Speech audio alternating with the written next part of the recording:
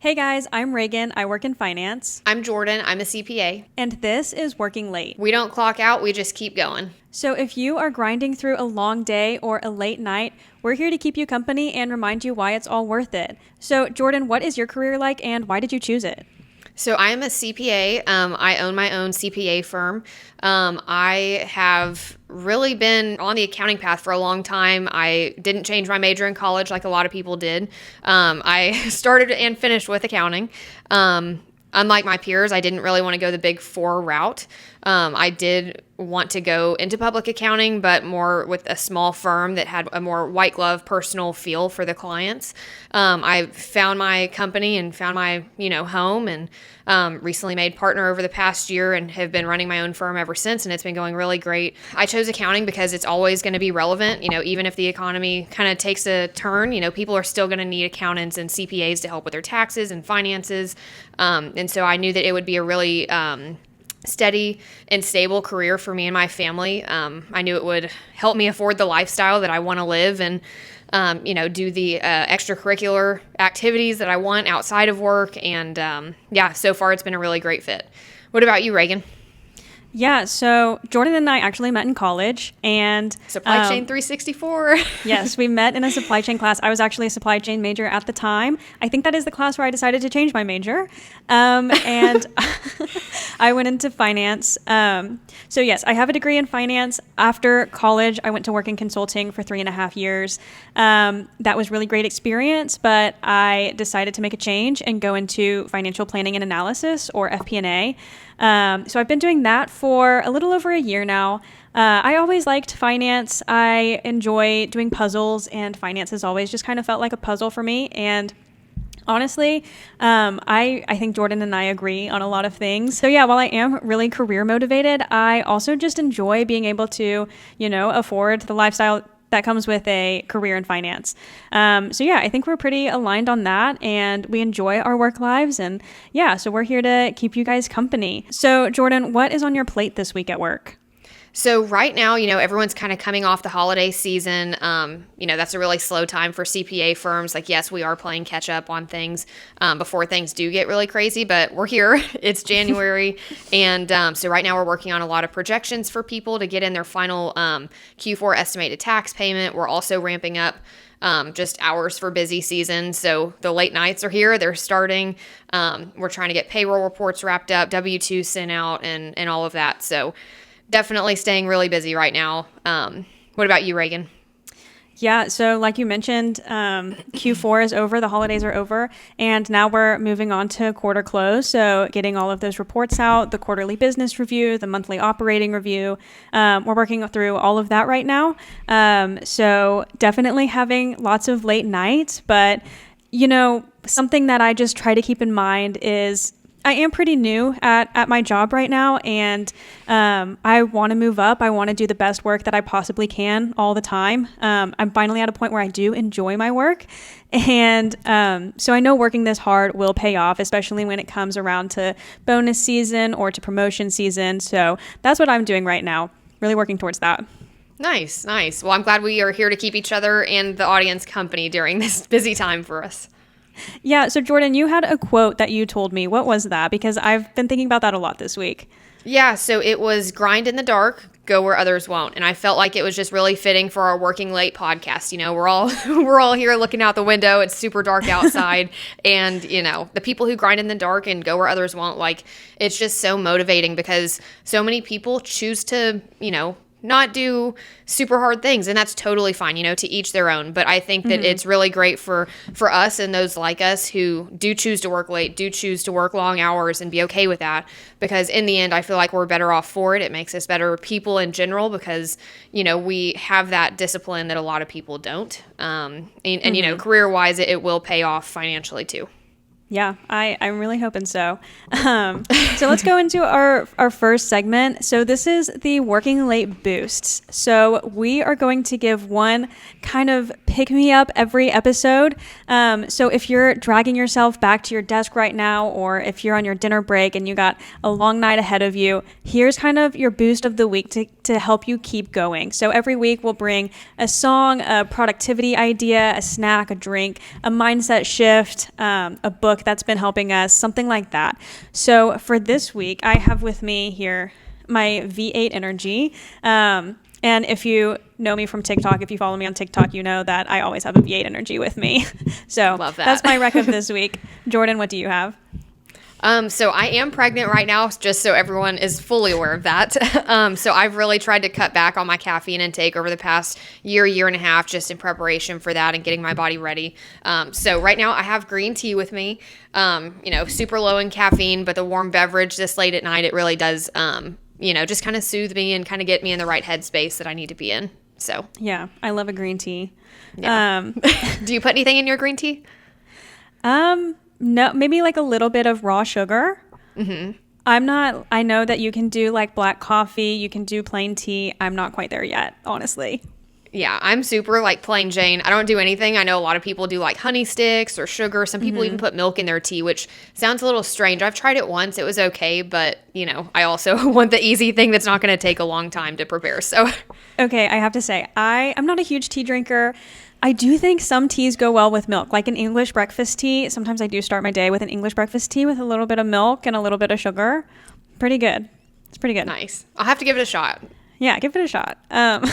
Okay, so our next segment, we're going to go over to career confessionals. So we're going to share a confession from work every week. And if y'all have any suggestions or any confessions that you want to bring to us, you can email us those at workinglate.pod@gmail.com. And yeah, we'll share your career confessionals if you want. So these send are just us some good ones. Don't be shy. So these are any like embarrassing mistakes, weird office dynamics, any client horror stories. I know Jordan has a bunch of those. Yes.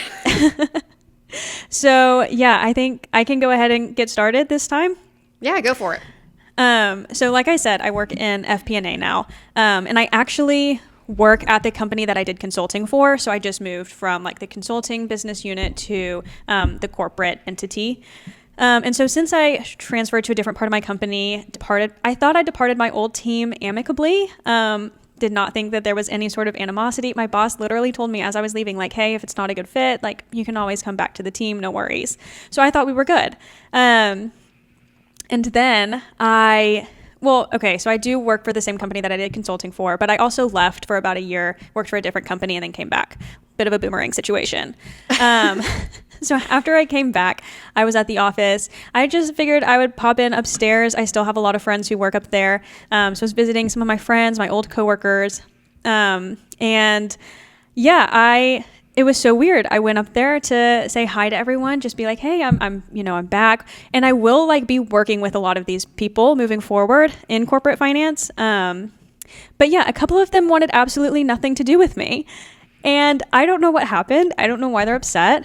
But we just will have to just out of nowhere. Yeah. Everything was not okay. Yeah. Like, I don't know how much detail I want to go into, but truly, I don't know what the issue is at all. One of my old coworkers saw me up there, went into her office, completely shut the door. I was like, okay, maybe she's busy. I don't know. I went back up like a couple weeks later, same exact thing, shut the door. She wants absolutely nothing to do with me. I don't know. I don't know what happened. Dude. Yeah. And like I said, we will have to work together. I will be like her corporate business partner in the future. So that is so awkward. So awkward. I know. Jordan, how would you handle this situation? Like when we have a meeting together in the future? I don't know. My go-to is just to kill her with kindness, kill her with kindness. And like, it's probably not an issue right now, since you're not working together quite yet. But if you do have to start working together, or when that day comes, communication, I think, is always the best. So, if she's still being standoffish or acting kind of aloof and strange, like I would probably approach her about it and see like, hey, did I do something? What do we need to do to move forward professionally, in a career setting, just to kind of clear the air. So maybe if she has any hard feelings for whatever reason, she can, get them out. I would love to know why. I would love to know what they are. Please keep us posted. Oh yeah, I'll let you know when that day comes. For sure. But what about you? Have you had any like embarrassing mistakes or anything? Oh, have I? Yes, I would say so. So, this actually happened this week, and I've always like caught myself doing this, but it actually happened. And came to fruition this week, unfortunately. So, whenever you're on the phone, with your mom or husband, and you always in the call very nonchalantly, okay, love you, bye. Well, I was on the phone with a client, and, things got really casual. It's a longtime client of mine. We're very comfortable with each other. And out of habit, I'm on the phone, and I tell this client, okay, love you, bye, and just hang up. And I'm just like looking around, like, did anyone else just see this happen? It was horrifying. I didn't follow up with an email if you were wondering. So hopefully he didn't hear it. Yeah, I'm sure he didn't hear it. Oof. Yeah. Definitely watch what comes out of your mouth before it does. Have you sent him his W-2s yet, or whatever you do with him? When's the next time you're going to have to be in contact with him?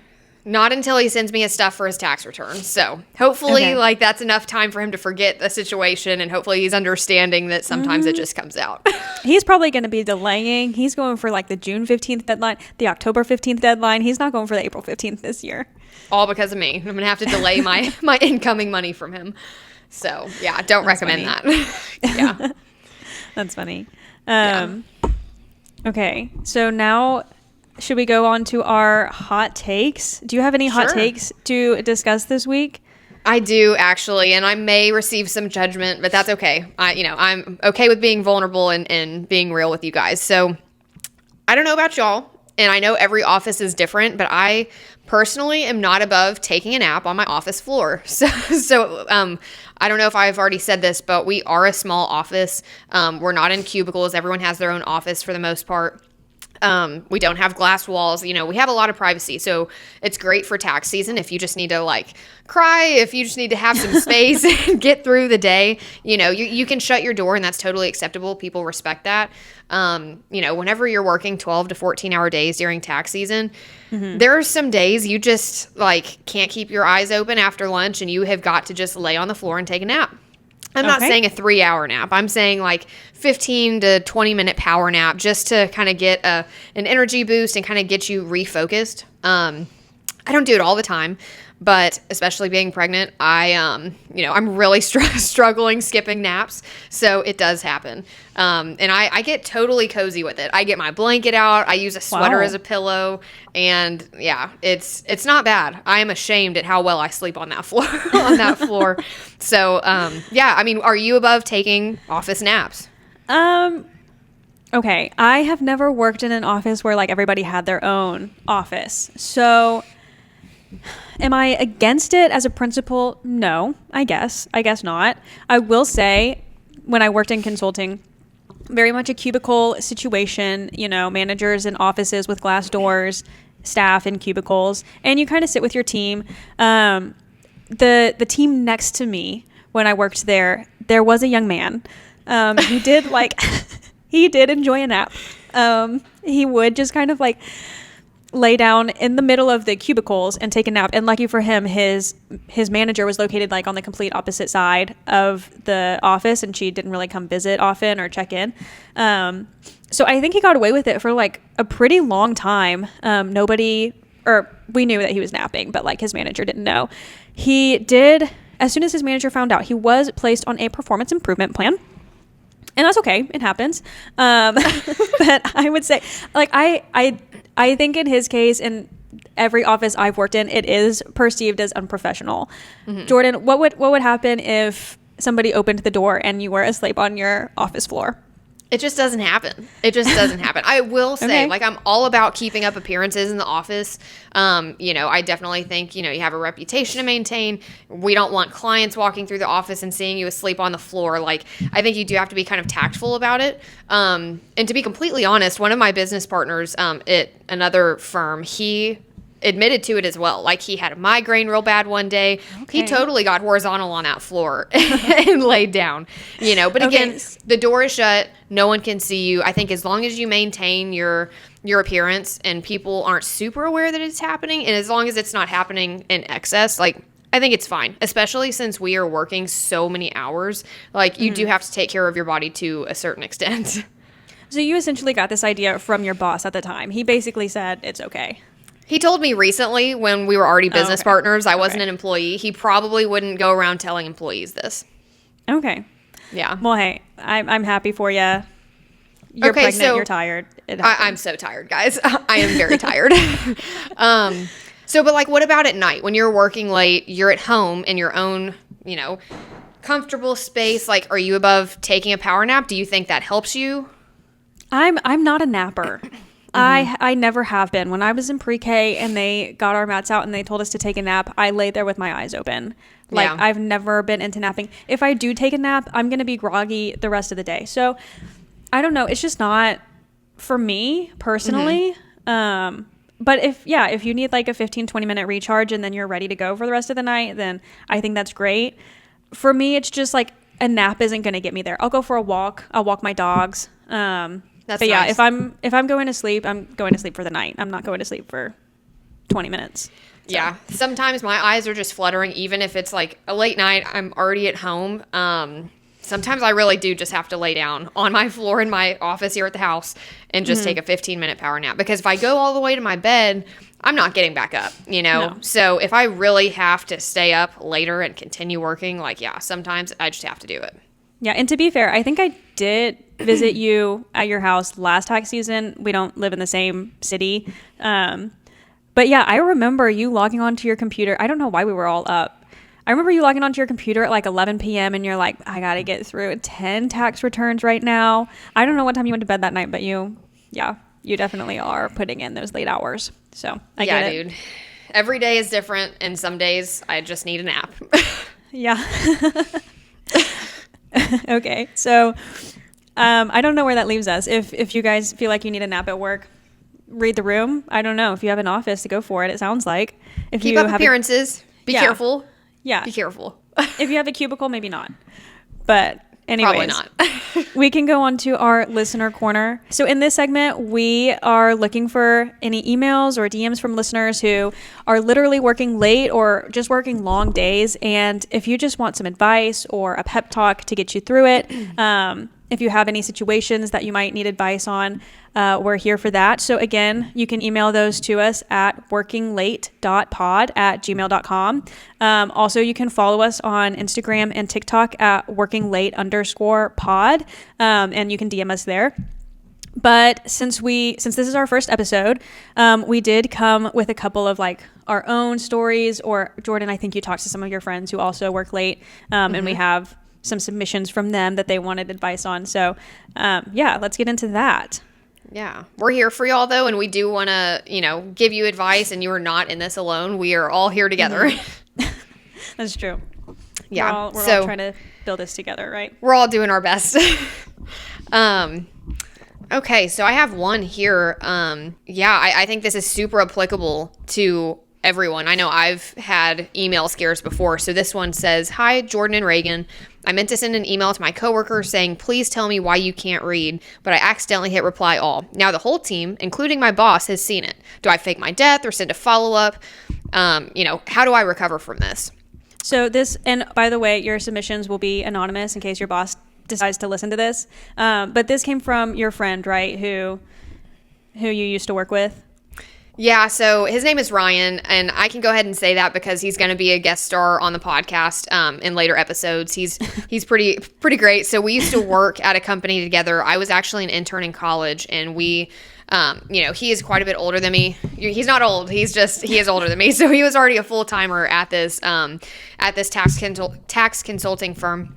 So I interned there for 2 different summers.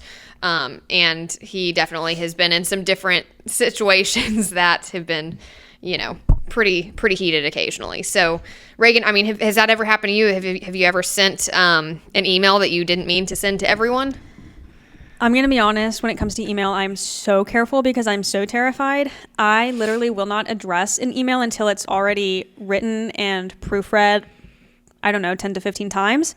So if I am replying to a previous email, I will literally start a new email, write out everything I want to say, and then hit the reply button or the reply all button, and send it that way. So personally, I have not been in this situation. I have been on the receiving end of this situation though. I used to have a coworker, honestly kind of sent me emails like that all the time. Hey, it happens, And you know? yeah, it happened. And my boss like would be CC'd on those. I don't know. I'm gonna go out on a limb. I don't think it was an accident. Do you think your boss ever addressed those emails with him?